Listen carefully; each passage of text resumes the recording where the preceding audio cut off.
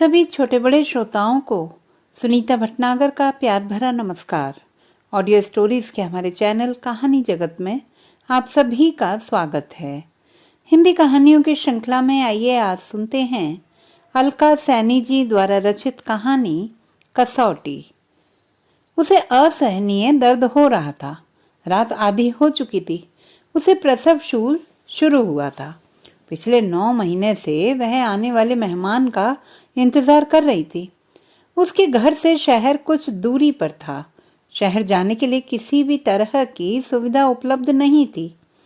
संजय उसे स्कूटर पर बैठाकर शहर के अस्पताल की ओर ले जा रहा था।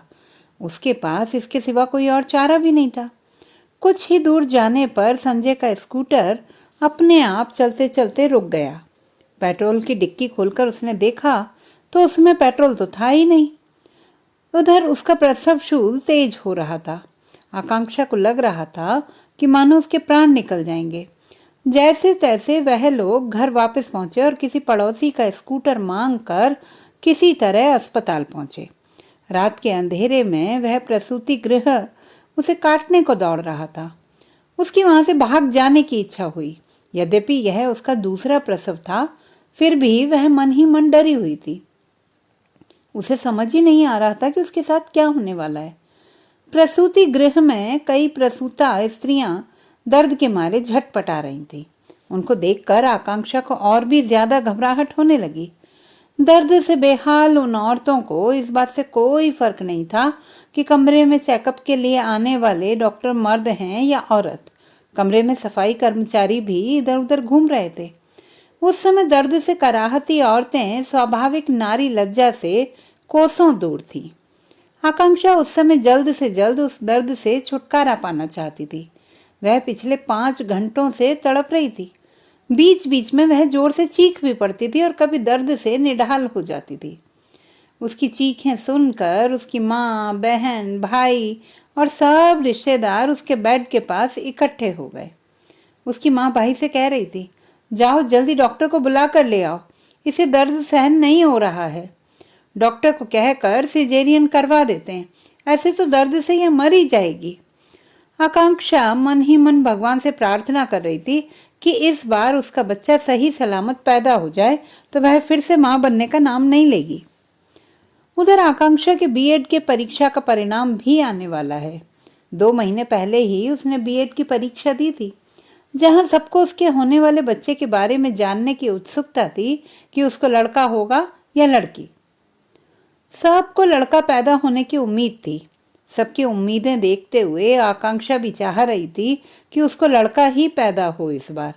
यद्यपि पहले से ही वह सबके कहने पर भ्रूण परीक्षण की परीक्षा भी झेल चुकी थी, फिर भी एक अनजान सा डर उसके मन में समा गया था। उसे बीएड के परिणाम की चिंता नहीं थी, वरन उसे पूर्ण विश्वास था कि वह अच्छे अंकों से उसमें पास हो जाएगी। जब उसने बीएड की परीक्षा के लिए फॉर्म भरा था तब उसे नहीं पता था कि वह गर्भवती हो जाएगी।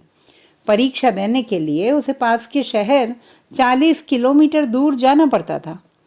फॉर्म भरने के 2 महीने बाद उसे अपने दूसरी बार गर्भवती होने का पता चला था। उसकी बेटी अभी 2 साल की भी नहीं हुई थी और दूसरे बच्चे की जिम्मेवारी उठाने के लिए वह अभी मानसिक तौर पर भी बिल्कुल तैयार नहीं थी। वह मन ही मन अपने पति संजय को इसके लिए जिम्मेदार ठहरा रही थी। वह गर्भपात भी नहीं करवाना चाहती थी और सारे परिवार का भी यही मानना था कि उसके 2 बच्चे तो कम से कम होने ही चाहिए। उसकी सासू माँ ने कहा, देखो आकांक्षा, भगवान ने हमें 2 हाथ, 2 कान, 2 पैर दिए हैं, तब एक बच्चे से तुम्हारा परिवार कैसे चलेगा? 2 बच्चे तो कम से कम होने ही चाहिए। संतुलित जीवन का यही आधार है। वह हंसकर अपनी सास की बात को यह कहकर टाल देती थी, देखिए माँ जी, मैं अभी पढ़ाई कर रही हूँ, दोनों काम एक साथ कैसे हो सकेंगे? बच्चा ठहर जाने से जी बहुत मिचलाता है, उल्टियां होती हैं, चक्कर आते हैं, उस अवस्था में मैं पढ़ कैसे पाऊंगी? उसे अपने माता पिता की वे सारी बातें याद आने लगी जो उन्होंने शादी से पहले उसे कही थी। उनके हर कथन यथावत उसके कानों में गूंज रहे थे। शादी हुए 3 साल बीत गए थे। शादी से पहले उसने स्नातक तक की पढ़ाई पूरी कर ली थी। घर में व्यर्थ बैठकर समय बर्बाद करने से अच्छा नौकरी करने का सोचकर उसने चारों तरफ नौकरी ढूंढने का प्रयास किया। घर में रहते रहते वह विगत 3 सालों में मानसिक रोगी बनती जा रही थी। उसके मायके और ससुराल के वातावरण में जमीन आसमान का अंतर था। बचपन से ही उसे खुला परिवेश मिला था, जिससे वह काफी खुले विचारों वाली थी, परंतु ससुराल में उसका मन एक अजनबी दबाव के तले घुट रहा था। सास ससुर उससे कुछ ज्यादा ही उम्मीदें करने लगे थे। घर के सारे कामकाज और जिम्मेदारियों का निर्वाह करते करते वह भीतर ही भीतर टूटती जा रही थी। अक्सर उसकी सास कहा करती थी, देखो बहू, सुबह जल्दी उठकर पूजा पाठ से निवृत्त होकर घर के सारे कामकाज निपटा लिया करो। कहना कितना आसान था ना। पर ना तो उसकी भगवान में कोई खास आस्था थी, ना ही वह सुबह जल्दी उठ सकती थी। रात को देर तक तरह तरह की किताबें पढ़ना उसका बचपन से शौक रहा था। हर कुंवारी लड़की की तरह उसने भी अपनी आने वाली जिंदगी और अपने जीवन साथी को लेकर तरह तरह के अरमान संजोए थे। यद्यपि उसके माता पिता इस शादी के पक्ष में नहीं थे, परंतु उसने एक अदम्य विश्वास के साथ पिताजी से कहा था, पिताजी, आप मेरी चिंता ना करें, मुझे संजय पर पूरा भरोसा है। वह मुझे बहुत प्यार करते हैं और वह मुझे हर तरह से खुश रखेंगे। आकांक्षा के इस अटूट विश्वास को देखकर पिताजी ने कहा, अगर तुम्हें संजय और खुद पर इतना ही भरोसा है तो मैं तुम्हारे रास्ते में नहीं आऊंगा और तुम लोग खुशी से शादी कर सकते हो। पिताजी के आश्वासन के बाद माँ भी कुछ नरम हो गई थी। फिर घर में शादी की तैयारियां जोर शोर से शुरू हो गईं। मेहमानों की चहल पहल लगी हुई थी। आकांक्षा ड्रेसिंग टेबल पर बैठकर अपने आप को निहार रही थी। दुल्हन के परिधान में वह बहुत खूबसूरत दिखाई दे रही थी। देखते देखते धार्मिक रीति रिवाजों के साथ शादी का सारा कार्यक्रम धूमधाम से संपन्न हो गया। माता पिता ने बहुत ही भरे मन से अपने दिल के टुकड़े को संजय को सौंप दिया। डोली विदा होने के समय उसके पिताजी का मन इतना भरा था कि वह एक कोने में अकेले छुपकर खड़े थे। आकांक्षा को विदा होते हुए नहीं देख सकते थे, परंतु आकांक्षा की नजरें जाते जाते पिताजी को ढूंढ रही थी। एक तरफ छुपकर खड़े पिता को देखकर वह गले लगकर फूट फूट कर रोई थी। शादी के बाद अगले दिन आकांक्षा के लिए नया घर, नए लोग तथा नया परिवेश उसकी प्रतीक्षा कर रहा था। यहाँ तक कि सूरज की रोशनी भी नए लिबास में लग रही थी। नई नवेली दुल्हन की तरह उसकी लालिमा भी देखने लायक थी। आकांक्षा को सब कुछ बहुत अच्छा लग रहा था। नई नवेली दुल्हन को देखने के लिए रिश्तेदार, मित्र, सगे संबंधी सभी एक एक कर बहुत उत्साह से आ रहे थे। सभी आकांक्षा की तारीफ कर रहे थे। संजय के जीजा जी ने मजाक करते हुए कहा था, भाई संजय, इतनी खूबसूरत दुल्हन कहाँ से ढूंढ कर लाए हो? तुम्हारी दीदी से अगर हमारी शादी नहीं हुई होती तो हम भी तुमसे ही अपनी दुल्हन ढूंढवाते। उसकी ननद ने चिढ़कर कहा, जाओ, मना किसने किया है, अभी भी ढूंढ कर ला सकते हो। यह सब बातें सुनकर आकांक्षा मन ही मन फूली नहीं समा रही थी। सब लोग हंसी मजाक कर रहे थे। नई नवेली दुल्हन की सारी रस्में वह बहुत खुशी से अदा कर रही थी। मन ही मन आने वाली रात के बारे में सोचकर उसे अजीब सी सिहरन महसूस हो रही थी। वह कनखियों से संजय को इधर उधर आते जाते देख रही थी। उसका सारा ध्यान तो सिर्फ संजय की तरफ लगा था। उसे कोई और ना तो नजर आ रहा था, ना ही कुछ और वह सोच पा रही थी। इतना भरा पूरा परिवार पाकर वह बहुत खुश थी। उसके साथ लाया गया सामान एक कमरे में सजाया जा रहा था। कुछ लोग बार बार उस कमरे में आ जा रहे थे।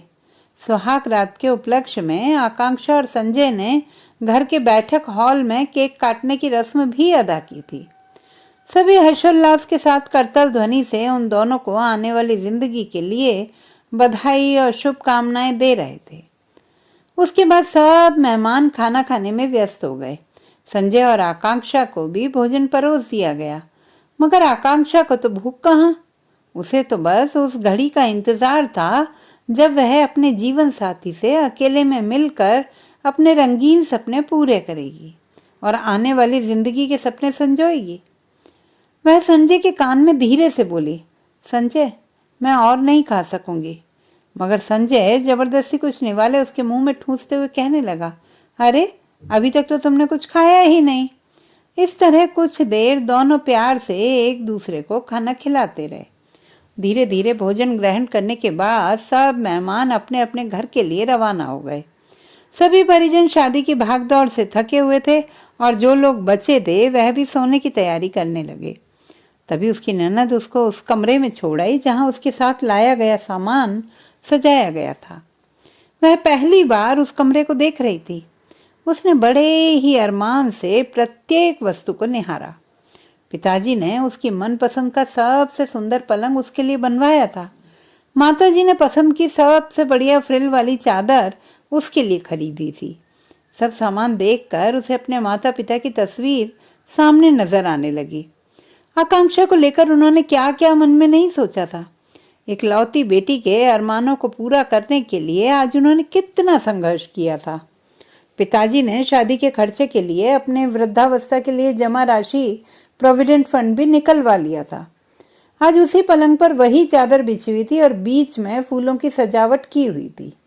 लाल गुलाब के फूलों से हृदयाकार चित्र बना हुआ था जिसमें उसका और संजय का नाम लिखा हुआ था। दुल्हन की लाल रंग की पोशाक और उस पर सोने के ढेर सारे गहने पहने हुए वह किसी अप्सरा से कम नहीं लग रही थी। कमरे में एक तरफ मिठाई के डिब्बे पड़े हुए थे और दूसरी तरफ उसके साथ लाया हुआ बाकी छोटा मोटा सामान जिसे उसने अपनी पसंद से खरीदा था फैला पड़ा था। हर कुंवारी लड़की की तरह उसने भी अपनी आने वाली जिंदगी के लिए सारा सामान बड़े अरमान से संजोया था। वह बहुत भावुक होकर सब कुछ निहार रही थी। संजय के भाई उसे हंसी मजाक करते हुए कमरे में धकेल गए। जैसे ही संजय ने कमरे में प्रवेश किया उसकी सांस तो जैसे थम सी गई। बेशक वह दोनों एक दूसरे को पहले से अच्छी तरह जानते थे, साथ साथ पढ़ते जो थे, पर उस क्षण उसे ऐसा लगा जैसे वह संजय को पहली बार मिल रही हो। कमरे में आते ही संजय ने अंदर से चिटकनी लगा ली और उसके पास आकर बैठ गए। आकांक्षा लेटे लेटे सुहागरात के हसीन सपनों के बारे में सोच रही थी। यह क्या, वह तो सीधे आसमान से धरती पर आ गिरी हो। उसकी सबसे प्यारी सहेली मोनिका ने उसे बताया था कि कैसे उसके पति ने पहली रात को उसकी तारीफों के पुल बांधे थे और तब वह शर्म से पानी पानी हो गई थी। मोनिका ने कितने मजे से उसे बताया था कि मेरे पति ने बड़े प्यार से मेरा घूंघट उठाया और मुझे सबसे महंगा तोहफा हीरों से जड़ा हार पहली रात को मुंह दिखाई के रूप में दिया था। और रात भर हमने आने वाली जिंदगी के बारे में ढेर सारी बातें की और फिर पता ही नहीं चला कि कब सुबह हो गई। आकांक्षा सोच रही थी कि उसको ना तो संजय ने मुंह दिखाई के रूप में कोई तोहफा दिया और ना ही उसकी सुंदरता में दो शब्द कहे। वह सोच रही थी कि धीरे धीरे उसके पति उसका घूंघट उठाएंगे और उसको अपनी बाहों में जकड़ लेंगे। उसी क्षण के इंतजार में उसकी आंखों से नींद कोसों दूर थी, लेकिन पास में उसके पति को सोते ही गहरी नींद आ गई थी। आकांक्षा को रह रहकर रात को कही अपनी ननद की बातें याद आ रही थी। भाभी, सुबह जल्दी उठ जाना, सब रिश्तेदार अभी घर में हैं, इसलिए भोर भोर उठकर नहा धोकर तैयार हो जाना। यह सब सोचते सोचते कब उसकी आंख लगी उसे पता ही नहीं चला। जब वह नींद से उठी तब सूरज सिर पर दस्तक दे रहा था। एक क्षण को उसे लगा कि वह अभी अपने माता पिता के घर में ही है। कैसे उसकी माता जी सुबह उसे उठाती थी यह कहकर, आकांक्षा उठ जाओ, आधा दिन बीत गया है। ससुराल में इतनी देर तक सोओगी तो सब क्या कहेंगे कि माँ ने कुछ भी नहीं सिखाया। इस पर उसके पिताजी हंसकर कहते थे, अरे मैं मेरी बेटी को एक बड़ा अफसर बनाऊंगा कि इसकी सेवा में कई नौकर चाकर हर समय खड़े रहेंगे। सोने दो ना बेचारी को, देर रात तक पढ़ाई कर रही थी। तभी उसकी ननद ने जोर से आवाज दी, भाभी क्या बात है, उठना नहीं है क्या? सब लोग तैयार हो गए। उसने देखा संजय अभी तक गहरी नींद में सो रहे थे। रात की इस घटना ने भीतर से उसे बुरी तरह विचलित कर दिया था, परंतु फिर भी वह बड़ी हिम्मत जुटाकर उठ गई। उसको बड़ी घुटन सी होने लगी। रह रहकर माता पिता की याद आ रही थी। आकांक्षा फिर भी काफी हिम्मत वाली थी। उसने बहुत कोशिश की कि सब घर वालों को खुश रखने की, पर हर बार वह नाकाम ही रही। कोई भी बात घर में हो जाती तो संजय हर बार उसका ही कसूर निकालते। उसकी लाख कोशिशों के बावजूद वह किसी की उम्मीदों पर खरा नहीं उतर पा रही थी। उसके सास ससुर की उससे कुछ ज्यादा ही उम्मीदें थीं। संजय भी हर बार अपने माता पिता का ही पक्ष लेते थे। वह भीतर ही भीतर टूटती जा रही थी। मानसिक स्तर पर वह शिथिल पड़ गई थी। रह रहकर माता पिता के कहे कथन कानों में गूंजने लगे। उसकी शादी हुए 7 महीने बीत चुके थे। वह चाहकर भी ना तो खुद खुश रह पा रही थी, ना ही किसी को खुश रखने में समर्थ थी। काफी कोशिशों के बावजूद उसको कोई अच्छी नौकरी भी नहीं मिल पाई। कई जगह उसने अपना बायोडाटा दिया पर कोई फायदा नहीं हुआ। धीरे धीरे वह अवसाद की उस श्रेणी में पहुंच गई जहां से लौटना शायद काफी मुश्किल होता है। अवसादग्रस्त हालत में उसने एक बार नींद की गोलियां खाकर अपनी जीवन लीला समाप्त करने का प्रयास भी किया। कभी मन में सोचती थी कि कहीं दूर भाग जाए और इसी कोशिश में घर छोड़ने का प्रयास भी किया, पर हर बार विफल होती गई। तो हार कर आकांक्षा ने संजय के सामने मां बनने की इच्छा प्रकट की। उसे लगा कि नए मेहमान के आने से उसका दिल भी लगा रहेगा और शायद परिस्थितियां कुछ सुधर जाएं। मगर मातृत्व के लिए इतना कष्ट, इतनी कड़ी परीक्षा, सोचते सोचते उसकी आंखों में से आंसुओं की धारा बह निकली और अपने जीवन के सारे रंगीन सपनों को टूटता बिखरता देख अनमने भाव से निर्वाक होकर शून्य की तरफ देखने लगी। वह समझ नहीं पा रही थी कि आखिरकार जीवन के मापदंडों की अंतिम कसौटी क्या होती है। तो दोस्तों, ये थी हमारी आज की कहानी। आपको कैसी लगी कमेंट बॉक्स में लिखना ना भूलें। चैनल को सब्सक्राइब करें, लाइक करें और मित्रों के साथ शेयर करें।